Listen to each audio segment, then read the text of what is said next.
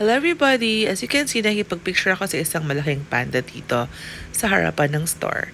I went to this store called the KKV. Bagong store lang siya dito sa SM North. Pagpasok ko, ang dami ko nakitang toys. May nakita ko mga blind boxes dyan. May ibang klaseng toys. And then, pag ikot ko ng camera, nakita ko may second floor pala sila. So, malaki yung lugar. Tara, ikutin natin.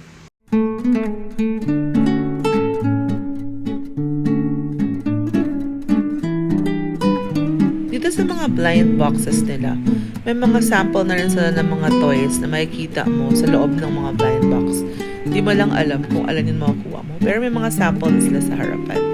So you can check it out kung type nyo ba yung mga gamit na supposedly makukuha ninyo in every box.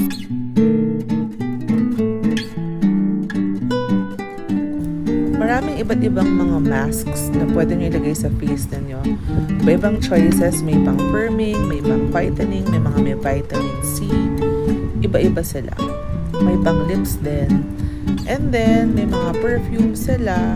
Saka, iba't ibang klaseng makeup na available. Umakyat naman ako sa second floor para makita ko anong ibang mga gamit meron doon. So, pag silip ko, hindi ko pala naikot lahat sa baba, pero may mga pagkain din sa baba.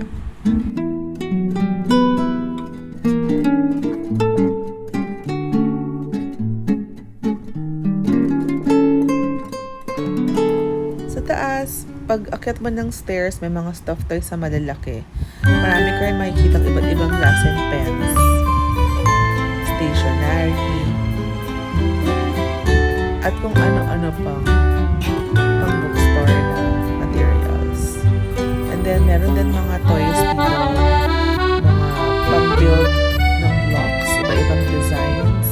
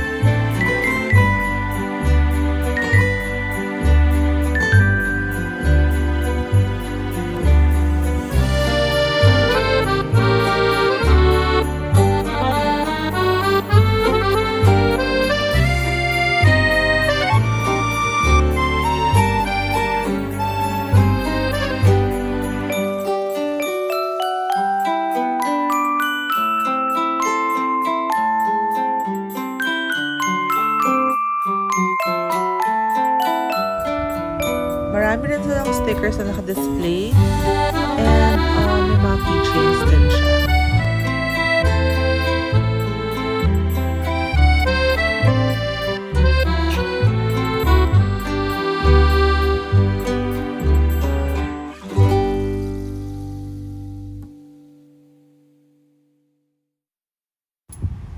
Magulat kayo kasi may mga slippers na available. And iba-ibang mga towels. At syempre, yung mga mugs.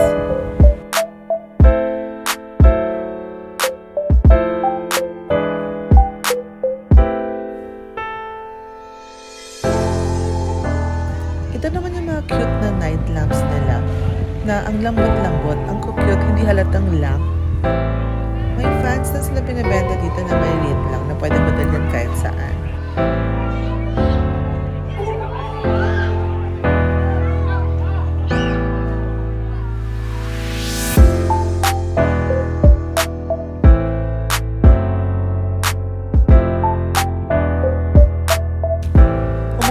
Collect ng stickers. Ito naman yung mga stickers na may mga tubig sa loob. Pag pinisil mo, medyo mataba yung mga stickers.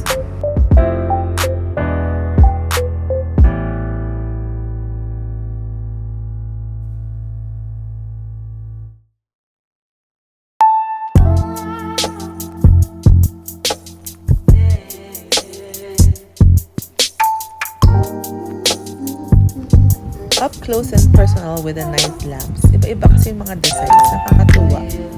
Ang lambot ng mga yan.